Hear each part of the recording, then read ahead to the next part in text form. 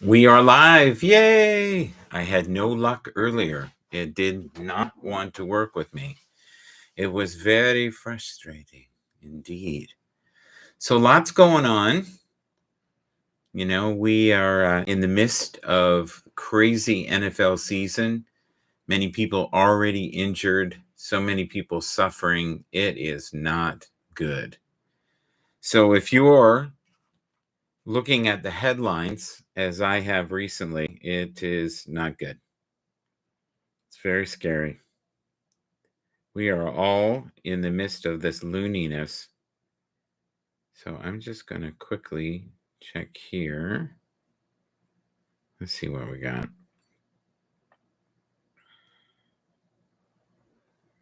All right, what do we talk about first?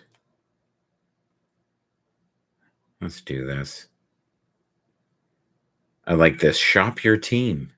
Get 25% off right now. Ends as soon as possible. If you could have a jersey, what jersey would it be and why? And who is your favorite player right now? All right. Let's look at the schedule here. Okay. So, coming up Thursday, not that far away, the New York Giants play the 49ers. So, well, that's a no-brainer, especially the way the Giants have been playing. So, I'm definitely going to go with the 49ers. I see them starting to get their stride. I still think there's a lot of chaos going on within the 49ers camp. But there's a lot of drama in the NFL right now. Okay, so I'm going to go with the 49ers winning by 2 touchdowns, 14 points. I don't think I've ever predicted two touchdowns, only because of the state of the Giants right now. I have the worst dry mouth. 1 second here.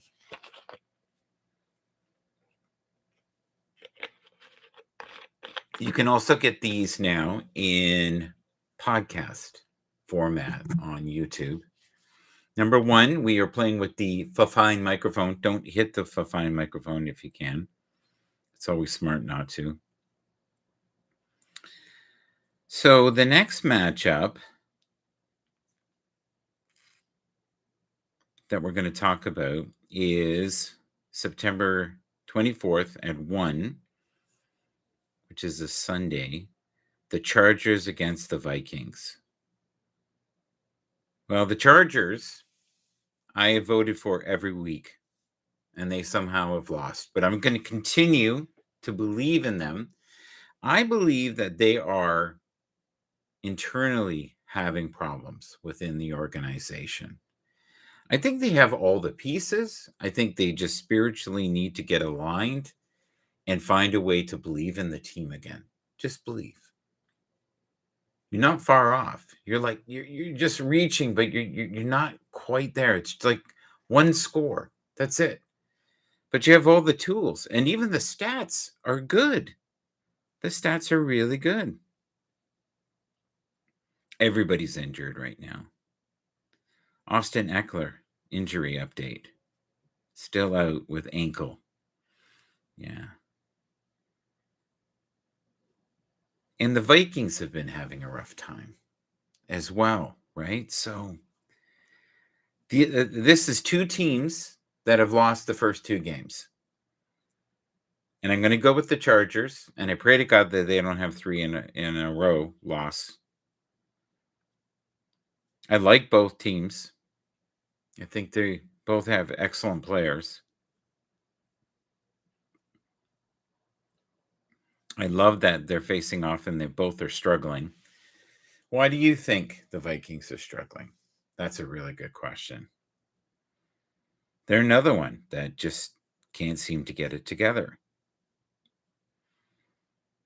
It's like Detroit. Detroit is hot. Detroit is not. Detroit has a lot of weapons, but not to the same degree, I think, that the Chargers have. The Chargers on paper should be able to win. And if you intuitively tune into it, like I've been wrong now 2 weeks in a row. They've been close, but close. Doesn't really matter, does it? So let's see how I do in that one in the future. But I voted for the Chargers last week, and they lost, which we know. The Saints, since the beginning, I have been saying the Saints are going to do well. The Saints are going to march in. Yes, they are. The Packers are a solid team as well. This should be a really close matchup. I like the Packers. I like the Saints. I say the Saints win by 7. I think that's a very strong possibility. So this next game after that is also on Sunday at 1. It's the Texans and the Jaguars. The Texans have burnt me a few times. I love the Jaguars. I'm going to go with the Jags again. And I get this to be a very close game. I say within 7 points. The Broncos are struggling. They're having a really rough time. The Dolphins are flying. They're phenomenal right now. So the Broncos, I think, will be a good matchup against the Dolphins and actually give them a rough time.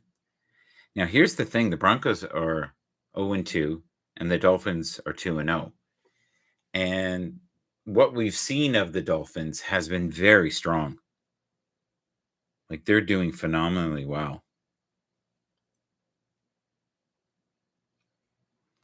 I'm tuning into it right now, and it feels like there's such internal chaos going on right now within the Broncos. And the Broncos are coached well, and they have the pieces, but they just don't seem to be doing well enough. Now, if you watch the game, the Raiders won by 1 point over the Broncos.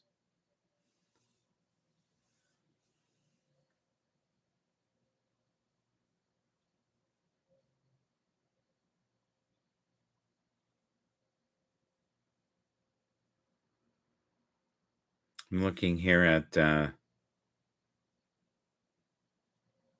some of the matchups in the future, and I think the Jets are going to have a rough time. They're going to have a rough time, anyways. Who am I kidding?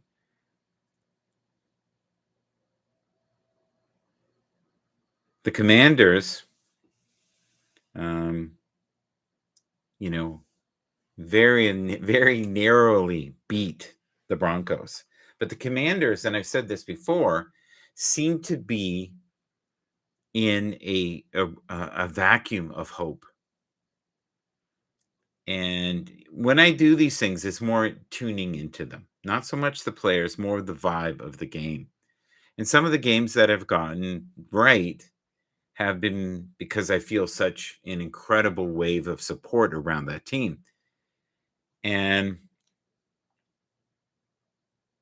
the Commanders, I think, are going to do very well in the next 2 years. That's one of my predictions. It's not going to be perfect.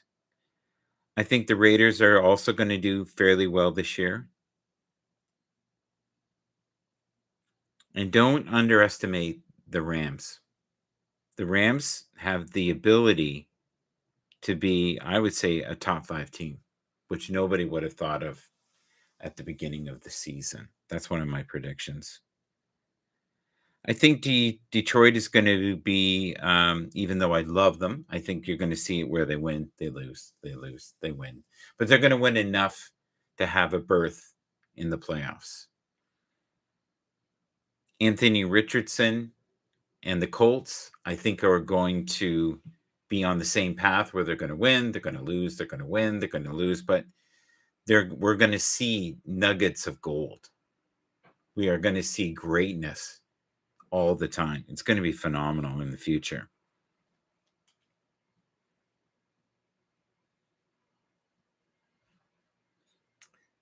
You know, the Chiefs, I think, are going to have a rough year, and I don't want to burst anybody's bubble.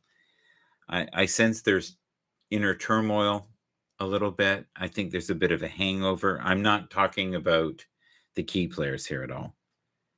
We've already had some problems with injuries. Oh, this will be good. So September 25th, the Eagles and the Buccaneers. I'm going to go with the Buccaneers. It defies logic, but I really feel like the Buccaneers will be close. And I think they need somebody to believe in them. The Steelers against the Raiders, which is September 24th. That looks like it's going to be an insanely tough game. September 24th, we have the Cowboys against the Cardinals. That should be fairly an easy game to be victorious. Not that the Cardinals are hopeless. They show signs of greatness at times. All the teams that you see in the NFL now are phenomenal. They're all so very gifted. The roster to just be a professional athlete now requires so much. It's insane. I think Lamar Jackson in the next 2 weeks is going to show why he is one of the top 3 quarterbacks.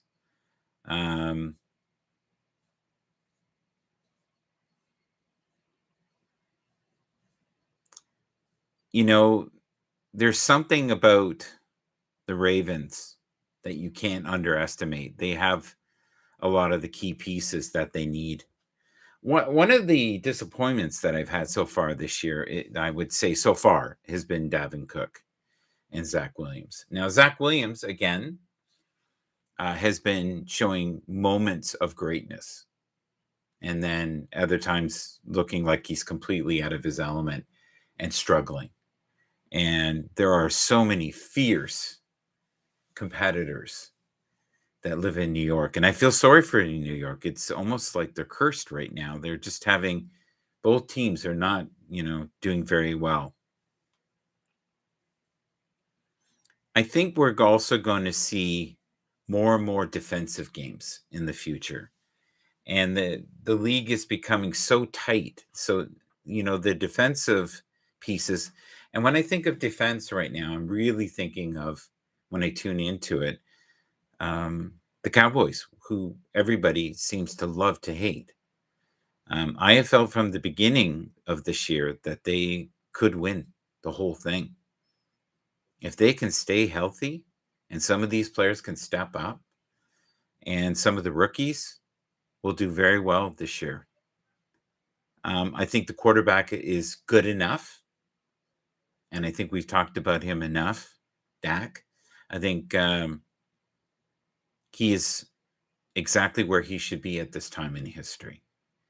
I think the main plot of the Cowboys is going to be how fiercely they can dominate the other teams defensively. And I think you're going to see a lot of teams, be completely dismantled within, the first 2 quarters. And people don't realize that the very physical teams rarely run out of gas. Many people can do well in the first quarter. The teams that win are the ones that fight all the way to the fourth quarter, the ones that have the best conditioning. The other person I want to talk about is Zay Flowers. As long as he can stay healthy, I think he's going to do incredibly well.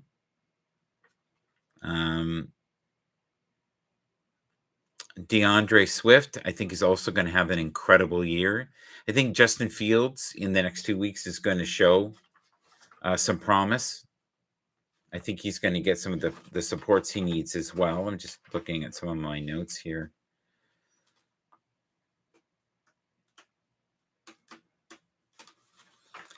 I think some of the reporters are complete a-holes. And I think they're at times incredibly cruel.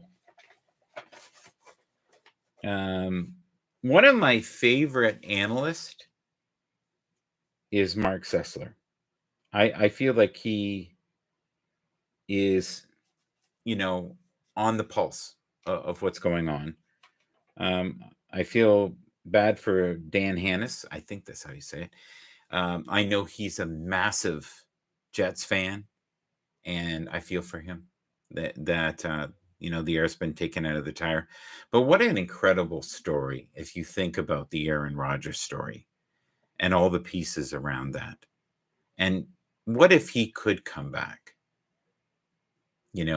by the playoffs? And what if he could birth a couple wins? That would be the ultimate story. The problem is, though, he's an old man. We have to be real, and his body is only going to heal as fast as he possibly thinks it can. So he has to have the belief that he can come back. I'm hoping he's just going to be okay next year. Let's see here. Jordan Love. Let's talk about Jordan Love for a second. So Jordan Love, when I tune into Jordan Love, I get that he is going to have some absolutely breakout games and other times where he's going to spend most of the day, depending on the team, on his ass.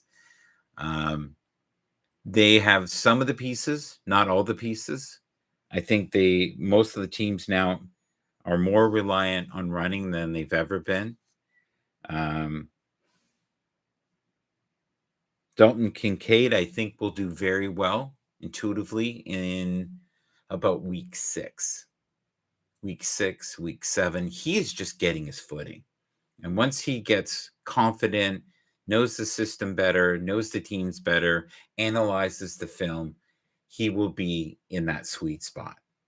And that sweet spot will serve him well. Josh Allen, one of the most underrated and overrated computers. And what I mean by that, he is methodically like a machine. He is far brighter than people give him credit for. He has a great mind under pressure. I don't know if any other quarterback in the league, except for Mahomes, Patrick, would be able to sustain that team. That team has a lot of holes in it, and there's a lot of disharmony, and it's hard for any quarterback to always have to come up. And people don't realize that the really good quarterbacks are like computers. They process so much information rapidly in the midst of battle, in the midst of maybe being hurt, and also fearless. And he has this innate grit where he wants to compete. He almost has a running back mentality. He is also a large, very physical man, and I think he's an overthinker at times.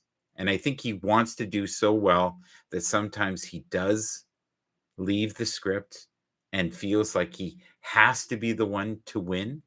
And I'm hoping in the future that he will have enough tools around him, either with this team or another team, where he isn't reliant on having to do everything.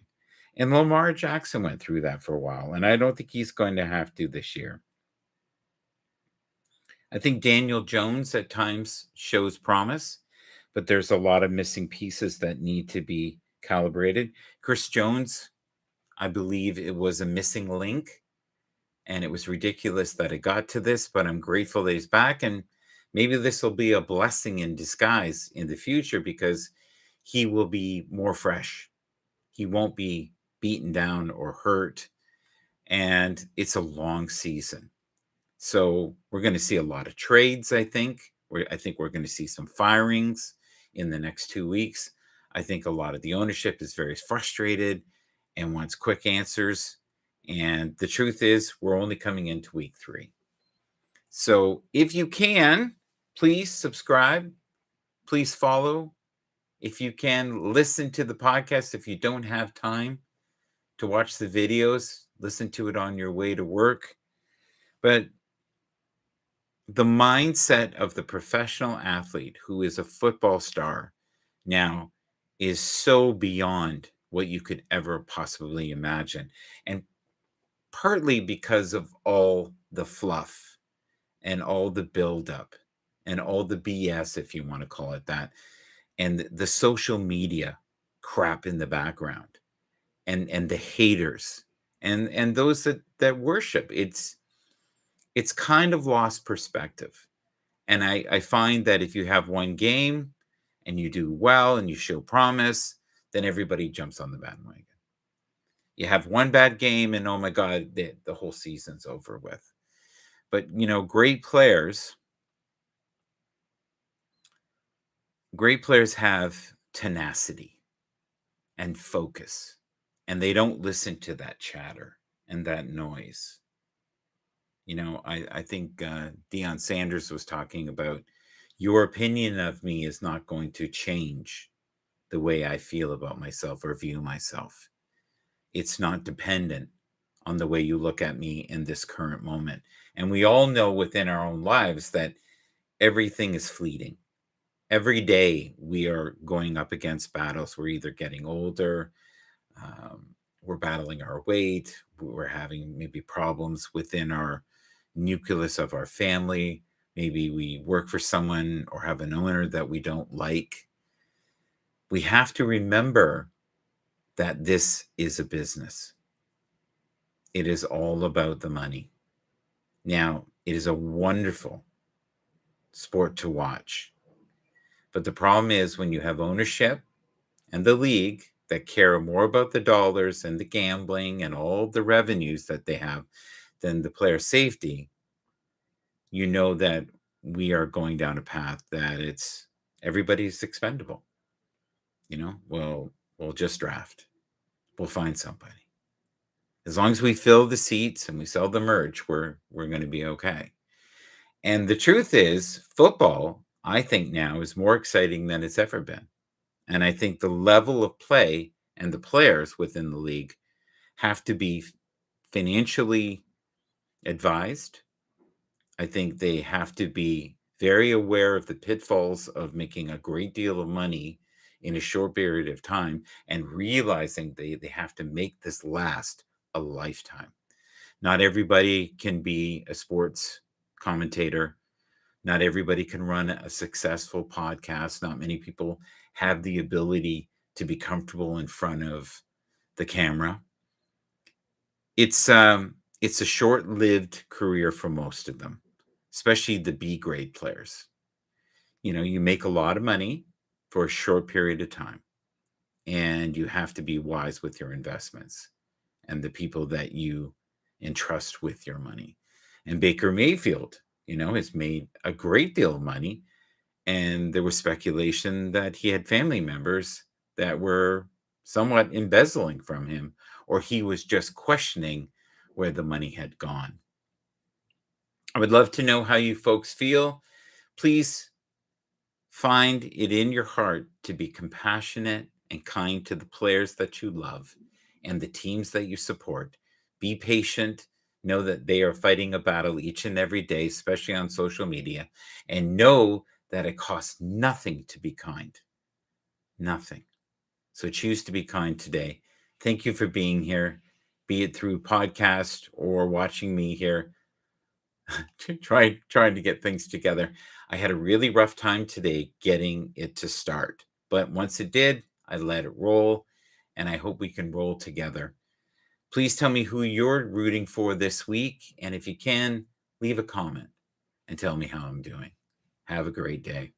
Bye-bye. Peace.